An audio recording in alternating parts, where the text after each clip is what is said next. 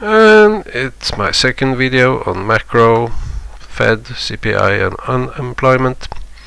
So I'm looking at these bull markets marked with blue, where we have high unemployment and the CPI goes down. And we have another one here starting in 2011, very high unemployment, CPI is dropping. So the pattern here is you can have a bull market with very high unemployment and the CPI is dropping. Then let's look at the green boxes. I'm skipping, or I'm waiting with these with green lines. So here we have 63, we have a new bull market and CPI mostly flat and rather high unemployment. But you know, CPI is low. So, well, what's my point here? These green boxes are bull markets where the CPI doesn't drop, it goes up.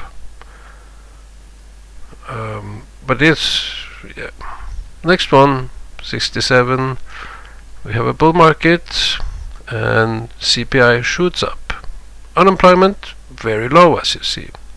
This previous one, it's also, it's not above the line, but you know,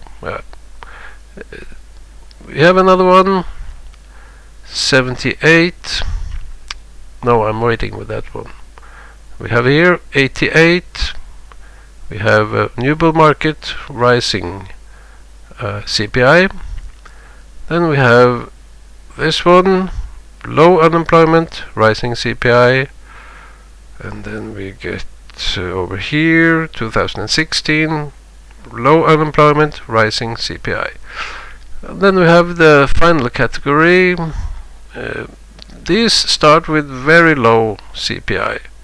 So we have new bull market. This one actually has rather high unemployment, but the CPI in the beginning is low. So we have new bull market, rising unemployment. Here, where probably Iran affected the market, here we have a rising unemployment with rather high, we have a rising CPI in this bull market with a rather high unemployment. And then we get over here 2002, again rather high unemployment, but the CPI starts from a low level and we have a rising CPI.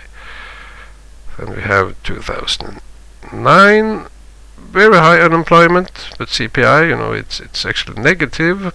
So we have rising CPI. And over here, COVID, this artificial unemployment. We start from almost from deflation, and you know, yeah, but new bull market, rising CPI. So, what am I getting at here? I think it's too easy just to conclude that CPI has topped out and we rally. And will the Fed pivot? When that happens, that would probably be bullish. But are we there now? So if we were to begin a new bull market here, you know, if Fed pivots now very soon with this very low unemployment, in my opinion, that would make the CPI go up. That's the normal pattern with very low unemployment. If you start a bull market from very low unemployment, you get a rising CPI. And you know, unless Russia situation changes, I would assume a new bull market with higher demand and all, that would give us a rising CPI. And I think that's an unlikely scenario. So to get a new bull market here, at least, you know, often we see these bull markets, they begin when we see the unemployment shoots up, you know, going back here, and we need to see the CPI really coming down. You know, that's where we could start a bull market. So yeah, I'm talking slow today. So if you have been here all the time until now, you know, I'm trying to just build my case here, where I'm bearish for the S&P, and I think what I see here is backing up my case there. But you know, I'm just guessing here.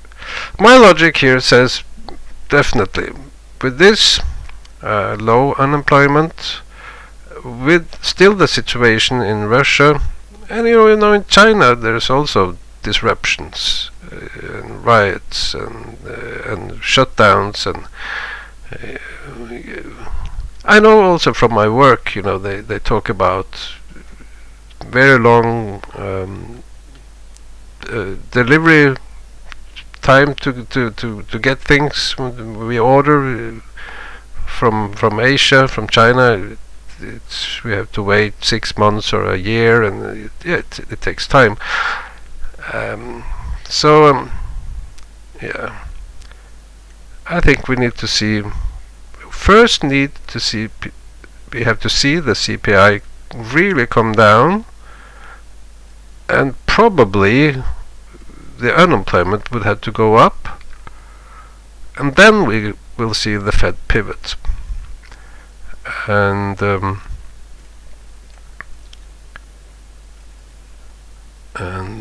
that's like here.